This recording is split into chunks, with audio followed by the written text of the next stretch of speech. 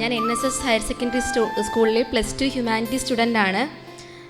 ഞാൻ എൻ്റെ വീട് സറക്കരയാണ്. ഞാൻ ഇതിനു മുമ്പും ഇവിടെ വന്നിട്ടുണ്ട്. ഇവിടെ ഇന്ന് ഈ മത്സരത്തിൽ പങ്കെടുക്കാൻ സാധിച്ചതിൽ ഒരുപാട് സന്തോഷമുണ്ട്. അതിലുപരി എൻ്റെ അമ്മാമ്മയെ പോലുള്ള അമ്മാവന്മാരെയാണ് ഞാനിവിടെ കൂടുതലും കണ്ടത്. അപ്പോൾ എനിക്ക് ഒരുപാട് വിഷമം തോന്നി.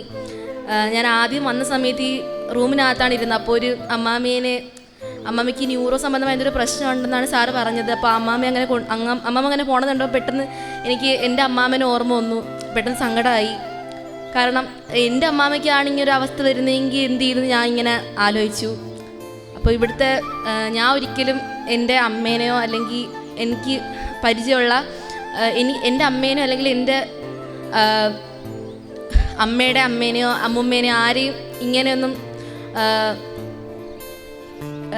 ഇങ്ങനെയുള്ള സ്ഥലങ്ങളിലൊന്നും ഉപേക്ഷിക്കപ്പെട്ട മാതാപിതാക്കളാണല്ലോ ഇവിടെ. അവർക്ക് നല്ല രീതിയിൽ എല്ലാ കാര്യങ്ങളും ഉണ്ട്, ഫുഡുണ്ട്, അവർക്ക് വേണ്ടുന്ന ബേസിക് നീഡ്സ് എല്ലാം കൊടുക്കുന്നുണ്ട്.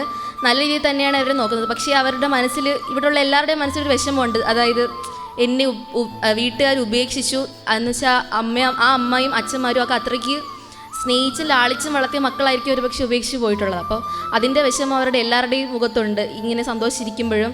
സോ അതുകൊണ്ട് തന്നെ എനിക്ക് വേണ്ടിയാണ് എൻ്റെ അമ്മയച്ഛൻ ജീവിക്കുന്നത്. എൻ്റെ അച്ഛൻ ഗൾഫിലാണ്. അപ്പോൾ അച്ഛൻ അത്രയും അധികം കഷ്ടപ്പെടുന്നത് എൻ്റെ അനിയൻ്റെ നല്ലൊരു ഭാവിക്ക് വേണ്ടിയാണ്. അപ്പോൾ എൻ്റെ അമ്മയാണെങ്കിലും ജോലി ചെയ്യുന്നത് എല്ലാം നമുക്ക് വേണ്ടിയാണ് ചിലവാക്കുന്നത്. അപ്പോൾ അത്രയും കഷ്ടപ്പെട്ടാണ് അച്ഛനും അമ്മയും വളർത്തുന്നത്. ഒരിക്കലും അവരെ ഞാൻ വേദനിപ്പിക്കില്ല, ഉപേക്ഷിക്കില്ല.